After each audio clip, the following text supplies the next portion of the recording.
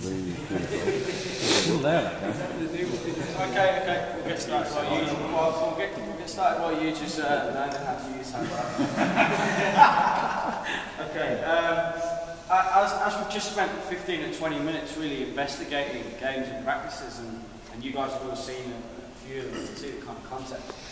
And through the course, you'll recognise that we're moving more from that fixed environment or fixed way, and we're looking at the variable and maybe slightly towards the games-based approach at the moment.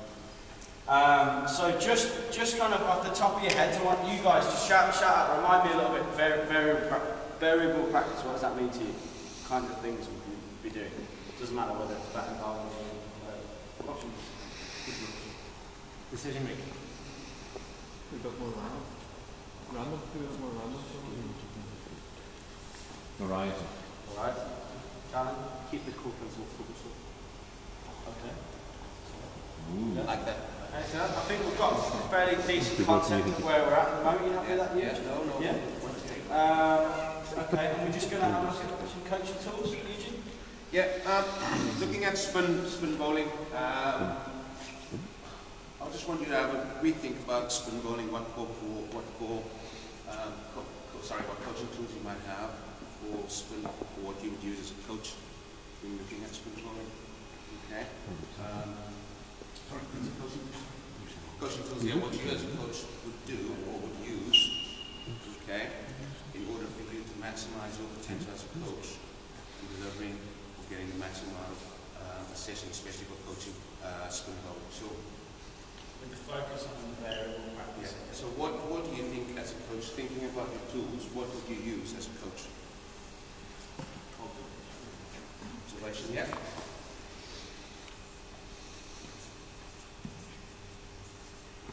Keep going. Analysis, yep. Questioning, thanks, coffee. Okay, why is it important to be silent? Why is it important to be silent? Whilst you're observing, you just want to be silent, let them crack on with it, see where they get, and you might not even have to do too much. A little bit of that discovery, isn't it? So we're talking about these things now in a variable scenario. At the end of the day, it's about the player, so it's not about you talking all the time, it's about them spinning the ball. Very good. Absolutely. Yeah, Absolutely. excellent. There's a particular focus, obviously, now we're starting to move away from fixed practice. The particular focus on the tactical development, mental development, and physical development. So that's interesting for us as coaches, how we involve those in our sessions, how we improve those and develop our players in those areas. Just before we go on to looking at the how's it video, looking at the coaching tools there, is there anything missing there that you think might be appropriate? Feedback. Okay, and with questioning, would you get feedback for questioning? You can do. Okay. The question is, Let me put it differently. If something is not going well, what would you do? Great, Brian. Okay, so if things are going well, would you intervene? No. Why not? Let it flow.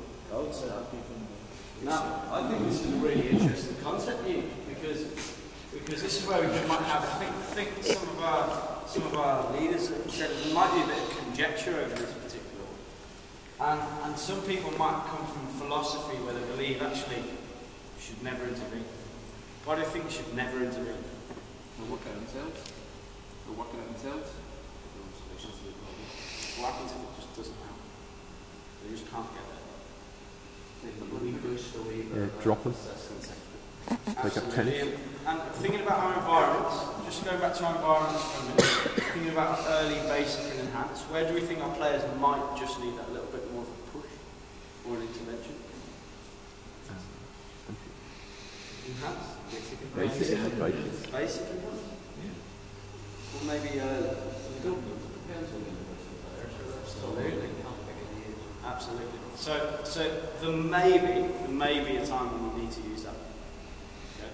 If we're happy for them to discover it, if we go into that, if that's part of our philosophy or our session plan, or that's the way the players take the session, then fine.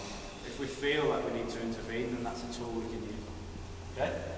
What we're going to do, as Yuji said at the start, is actually we're going to try and bear all these in mind.